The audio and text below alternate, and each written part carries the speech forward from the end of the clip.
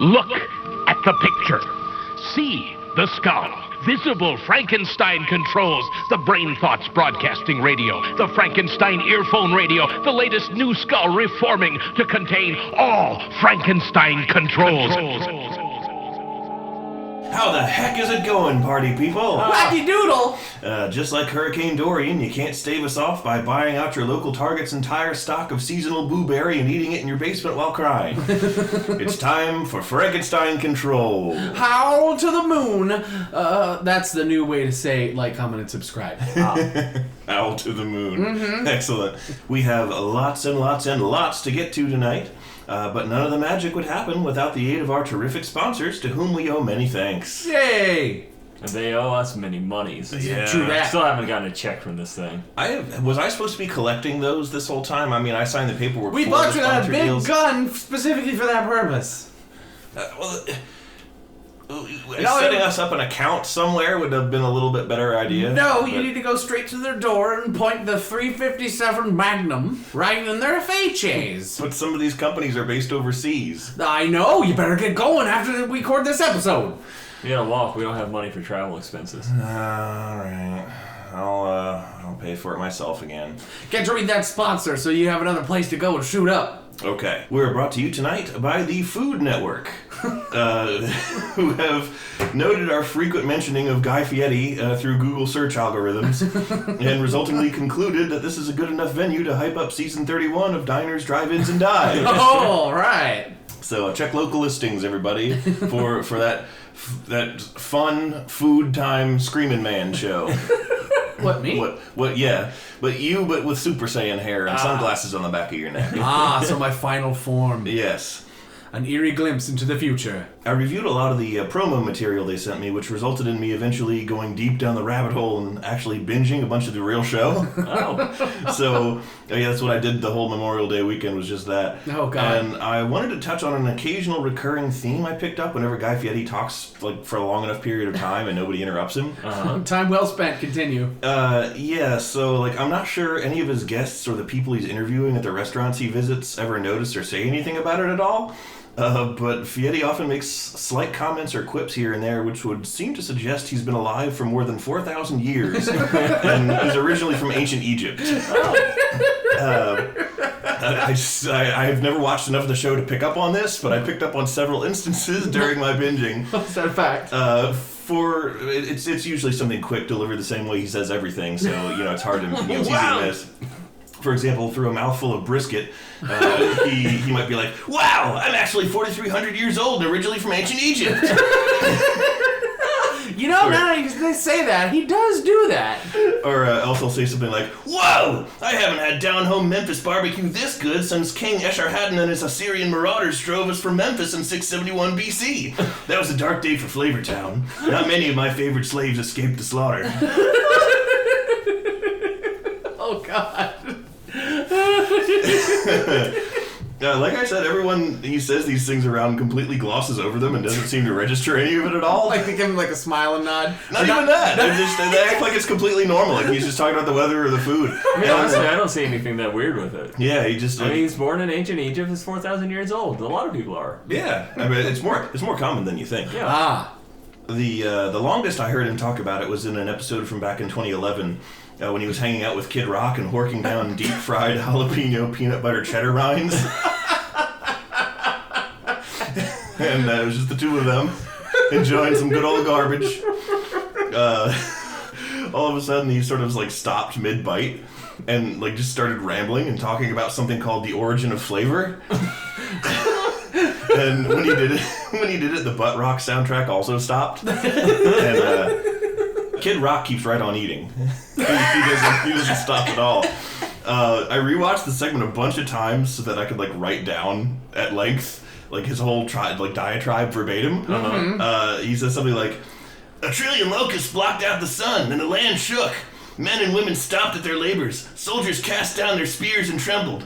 All looked towards the skies. A great and powerful voice addressed the terrified multitudes, but it seemed to speak inside each man's head at once. It commanded that we not be afraid. And yet it was very clear that it was not our sun god Ra, nor was it the Yahweh of the Hebrew laborers. It was something altogether beyond our comprehension. You're not supposed to say Yahweh, guy. He's not Jewish. He can say whatever he wants. But he said, then the voice addressed me by name. I have no idea why I was chosen to be exalted over all others. I was then called Anatsu Ramet, a minor scribe, a bureaucrat. I knew how many cubits of grain the lower Nile owed the crown, but I knew nothing of flavor.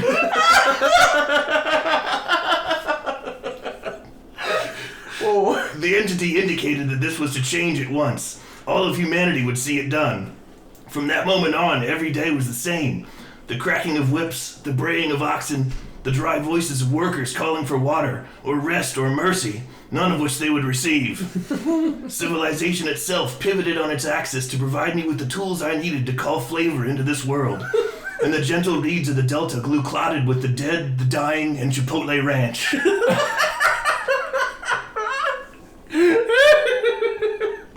He goes on like that for almost a full 5 minutes. Oh my god. And he just starts talking about how the pyramids were actually giant pit ovens for smoking 1,000,000 wings at a time. And the mummies we discovered there were pharaohs themselves who were sacrificed in the name of flavor. And the pursuit of flavor eclipsed all other human endeavors for 1,000 rockin' years. Wow. After a point, he just simply stops talking about it as abruptly as he started, and just all of a sudden he just goes, "Man, these baking soda ice cream floats are the bomb.com." to which Kid Rock agrees. Oh, okay. Well, at least he's on board. I'm glad they can come to that consensus. But it doesn't seem like any of the viewers of the show in any forums or anywhere I looked really remember any of these comments. And I actually am having a hard time myself remembering what the scene actually looked like. Mm-hmm. I only know it because I wrote it down. If I hadn't done that, I'd probably forgotten. He would have just adopted as a dreamlike state. Yeah, so He went into his guy, shoved his 15th fried chicken leg into his mouth. Yeah. So, what do you guys think about that? I think that Divers, Drive-Ins, and Dives Season 31 starts Monday, July 70th on Food Network. Right after Top Chef and right before Bottom Chef. And then later Power Bottom Chef. That's for late night. Yeah. Just because they couldn't fit in the show block, not because it's anything steamy. There is a swinging human dick, though, as the beginning theme. Just with no warning. It plays the Family Matters theme song.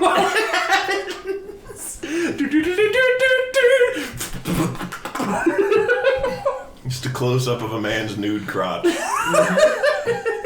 But it's not erect because that's pornographic. No, it's clearly like an old man at the gym. Just got out of the shower. No! And his knees are in separate area codes as he sits down to talk to you. Yeah. Well, just like the gym, I too am nude. Welcome to Frankenstein Control, everybody. We hope you enjoyed that brief message from our sponsors. I'm here in the steam room. Might be battery acid gas now that I think about it, but it's too late now. Well, that's okay. We can make do. Do you have anything to say about that? To my right, who is Ada Ship. I'm real steamy.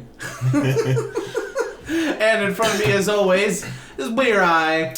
I'm B-Rye, and it's been forever since I used an actual steam room. The gym that my dad and I went to when I was a kid had one, and it was sometimes fun to go in there. But they're unpleasant.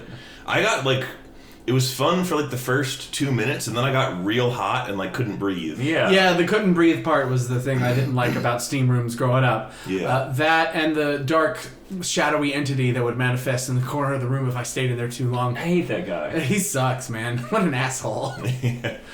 He's just like, you boys mind if I crank up the heat a couple notches? It's mighty relax. And I'm like, dark shadowy entity, I was having a good time till you showed up. And he's like, well, free country.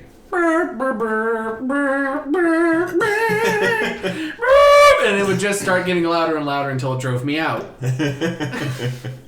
But enough about our vague trips down memory lane. We got some fucking discussing to do. Because a lot of shit happened since between when we last recorded and now. Holy fuck, is it a good time to be a Cartoony Toon fan. And I just happen to be that brand of man-child. So we're going to talk about that at length.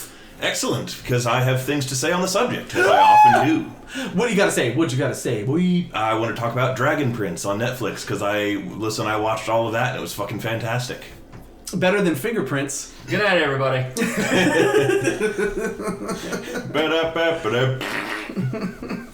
Oh, man. So, the Dragon Prince, eh? Yes, it is very good. It's, in case you didn't already know already, which you probably did. The Avatar Boys, yes, right? It's the Avatar Boys. Break, as they are called in the fandom. Yes, I suppose. But it's real good, and the voice actor of Sokka is the main dude. And, I was gonna see he's getting work. Yep, and it's just a lot of fun, and it's about these two princes who are half-brothers, and then they have to, like, carry this egg back into the land of magic with the help of this elf. The Warner sister Dot. Yeah, with this elf assassin chick named Rayla, who's the best character. Oh, they made a song about her. They did? Yeah, man. Rayla! Got me on my knees! Okay, put the gun away. You know, I'll stop. I'm Eric Clapton. I'm going to be a world-class guitarist, but also vehemently racist at random intervals. Oh, more like Eric Crampton. Eric Crampton racism. Hey, what about the Dragon Balls Prince? It's just a fun fantasy time. There's great representation, and there's a deaf character who's extremely cool, and there's openly like the monarchs of this other kingdom are a lesbian queen couple, and it's just presented totally normalized, and it's great. And it's just like, hey, dunk it on you, Rebecca Sugar. You had to make up a whole race where everyone was Goyle, so the default was gay. But in this world, it's actually gay. And we're going to show it right on camera. Deal with it, America, deal with it. I can totally relate. I got two gay aunts, and they're pretty much supervillains in my life. They always send me fucking socks. I don't actually have two gay aunts, but I wish I did. Oh, were the ants and James and the Giant Peach gay? What? Did you just say what? Did you ask if James was gay? No, I don't remember much about James and the Giant Peach other than liking the movie but also being disturbed by parts of it. Oh, yeah. And did he live with two shitty ants? I don't remember. Yes, he did, but they were sisters. Okay. Or maybe that was just the American translation. Yeah. In the Japanese version, there was. The Japanese version of James and the Giant Peach. Kaiju Momo. James to Kaiju Momo da.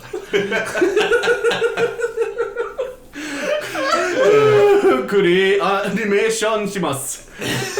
What the fuck was up with that, like, cloud rhino that murdered people somehow? What, you've never had a cloud rhino murder your family before? Come on, B-Rye. How sheltered are you? I mean, I've heard that it happens in some areas. I think that's what's happening when Hurricane Carlos, or whatever the fuck its name is, shows up. It's gonna be a big-ass rhino and stomp on people. And then, like, there's that part under the ocean where one of the pirates was just openly Jack Skellington. That was a thing that happened. I do remember that. That was cool, though. I remember things I remember from that movie. I remember that spider in that movie being like the first spider that like didn't freak me out ever. Yeah, it's because they gave her a human face without the horrible mandibles and 8 eyes. Yeah, and a comforting French accent. Yeah. And then I remember the peach landing on the spire on the Empire State Building, and a bunch of peach shit landing on somebody, I think, or maybe I'm getting that confused with Ghostbusters. I could be. There's a lot of overlap between the films. Yeah, because like how everybody in the movie looked just as fucking horrifying as the ghosts in that movie. Yeah. Oh boy. Yeah, the character design in that film, not particularly attractive. No. See, where Nightmare Before Christmas shined was that the movie took place predominantly in a Halloween town, so everything kind of looks fucking weird and gross, and I think that's pretty much all you can get clay characters back then to look like was weird and gross. Yeah. So it worked for that film, and it remains a classic. James and the Giant Peach, however, rolls by the wayside because the centipede's face looks like a phallus. What? I'm gonna look this up. James and the Giant Peach and the dick-faced centipede. Pretty sure that was also an Inuyasha episode. That was a good episode. It was like top 10 for me. On the topic of the Dragon Prince, actually, now that we're touching back on it, I never got around to watching it just because, and I normally try not to do this because it's very, like, judgy and, like, kind of a shitty thing to do because it's not giving it its full shot. Uh-huh.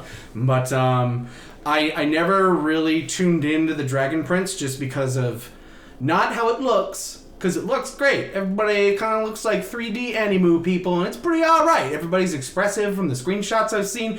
They see an emotion, you kind of want to gouge your eyes out, because they have this horrible stunted frame rate that makes you want to die. There was parts of it before I got used to that where I was like, is this lagging? Yeah, exactly. And I was like, is this supposed to be? They should have a warning at the beginning. Be like, this is not your streaming speed. The show just looks like this. Sorry. But then you get used to it and you stop noticing. No, I mean, it happens very quickly, but there were definitely moments where I was like, is this lagging? Is this supposed to be doing that? What's going on? I never stop noticing. Ever. But the story and the characters are so fun. I know. I'll probably catch... I'll catch a novelization on audiobook narrated by Chevy Chase. He's apparently an asshole. Well, that's what I hear too. But no, yeah, I never checked out that show. I should give it a fair shake. Just, it's kind of mean to harp on for one thing if the rest of the show provides redeeming qualities. Oh yeah, there's pretty good like battle scenes. But I will have an eyelid twitch every time I watch it because I'm like, oh, Berserk 2016. That's what it'll be like. The wild world of animation takes you to so many places, such as the past.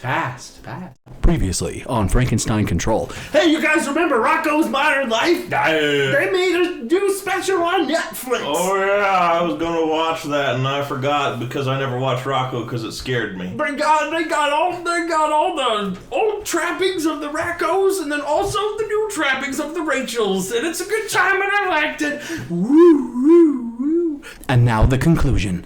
So, Nickelodeon did that, but then in the weeks since we've broadcast our last episode, they released the Invader Zim movie, Which I also need to watch. Oh, it's good. It's really good. Yeah. It's really good.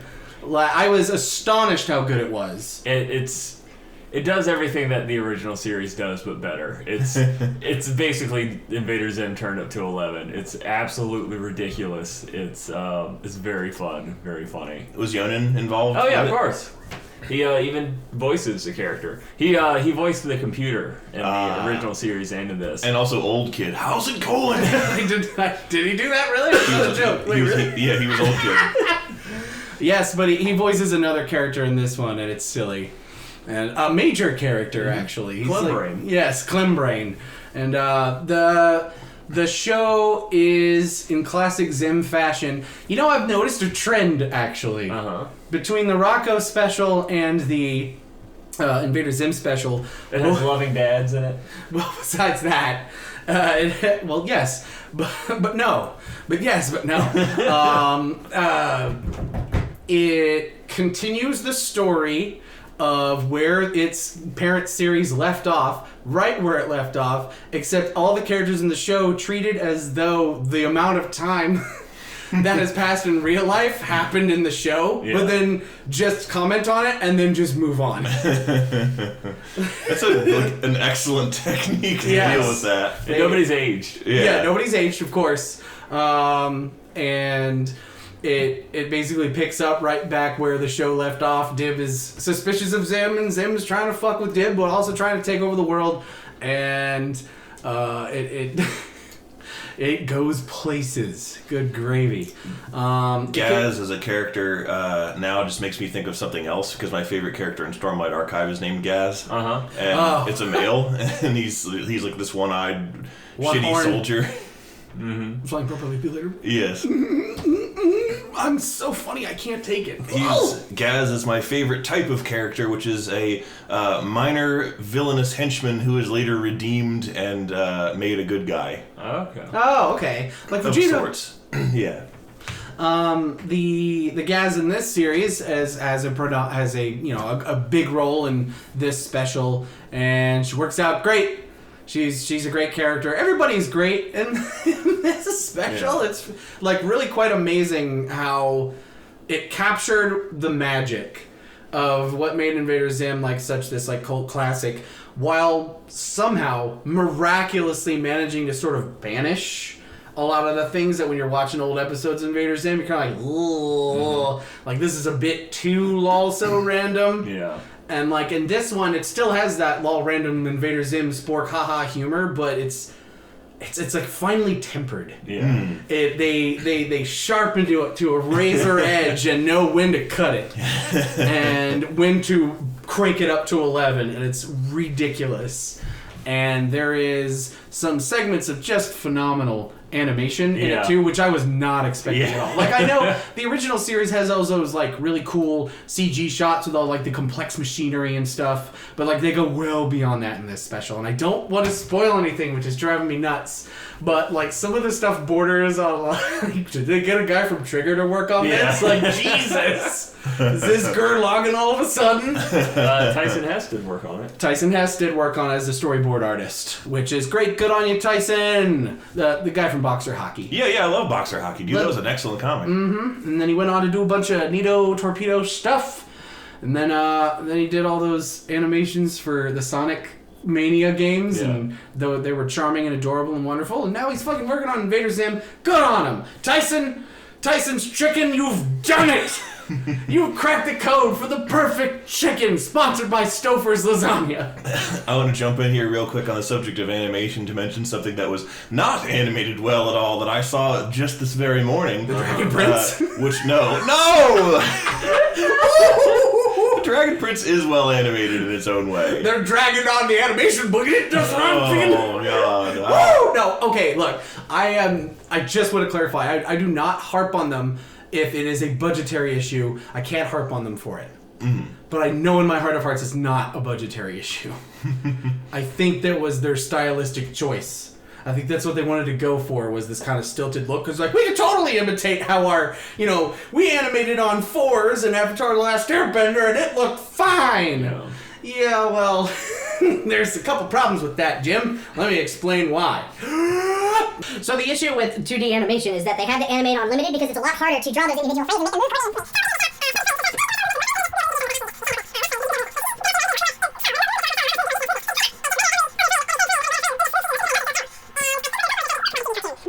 And it gets my goat, I tell you what. And that is why you should always put the fire out when you're done camping. That was very informative. Thank you. Thank you. Oh, and that was his TED Talk. Yeah, I feel bad for anybody that missed out on that. Thank you for coming to my bread talk.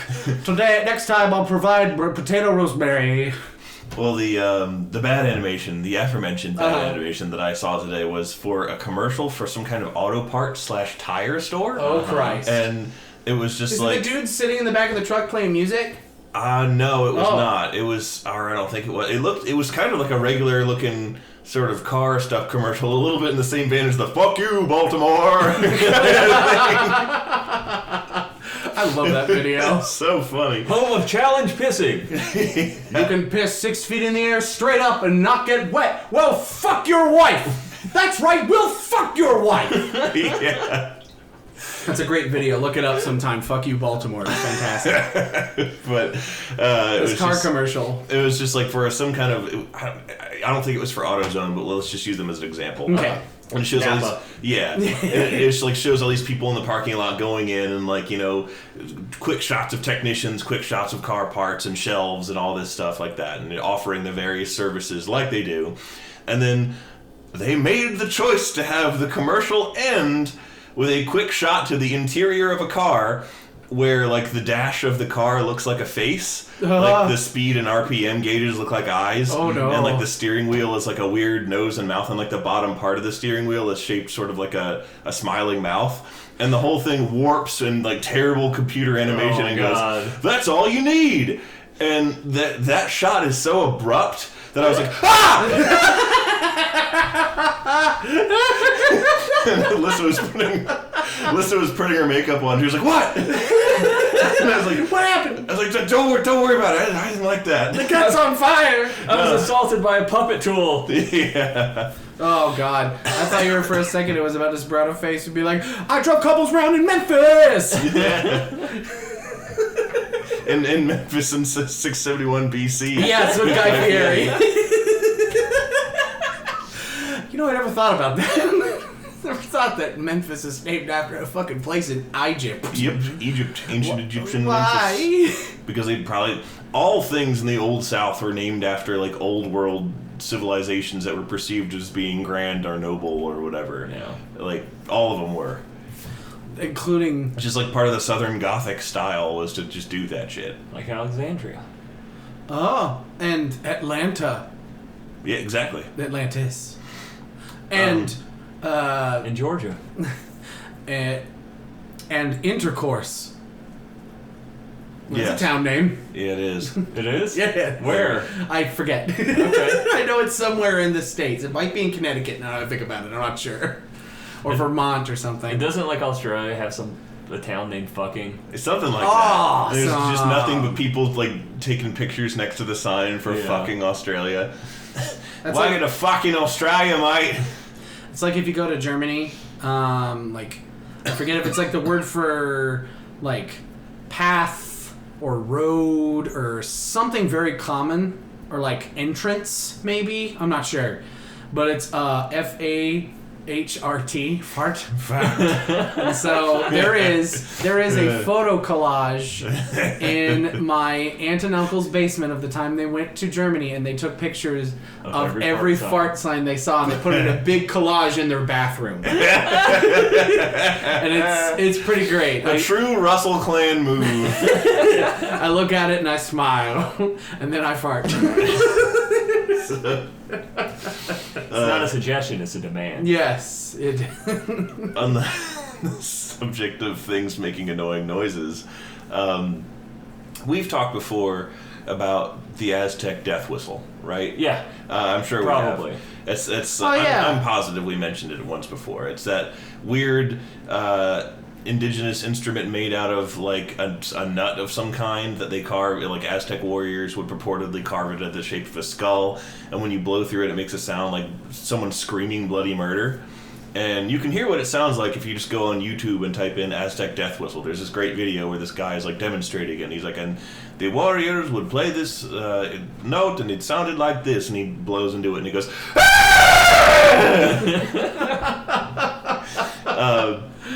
Steven is... That made me jump. it's really that loud, and it's actually kind of, if you think about it in the context of a bunch of horrifying Aztec warriors armed with those maquidal glass swords that could cut your head off, coming to murder you, blowing those things as they came to end your life. That's mighty spooky. It's horrifying. Stephen, however, found it hilarious.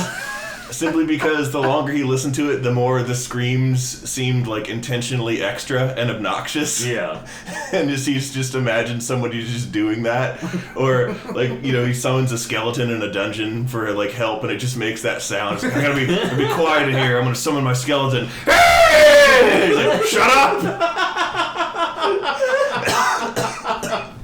Skeleton, you failed me again! Oh, Aztec death whistle, you are our new national anthem. If only people would bring those things to soccer games instead of the vuvuzela. Oh my god. Why hasn't that caught on? That sounds like a great idea. That's an excellent idea. I'm pretty sure you can't just get Amazon death whistles. Amazon death whistles? Amazon. From Jeff Bezos, the death whistle. Sign up for Prime and get free shipping on your death whistle. Jeff Bezos rides through one fulfillment center a day on a white steed blowing the death Death Whistle. He did that once. It was terrifying. It was to lower morale. Yeah. Wait a minute, this person is smiling.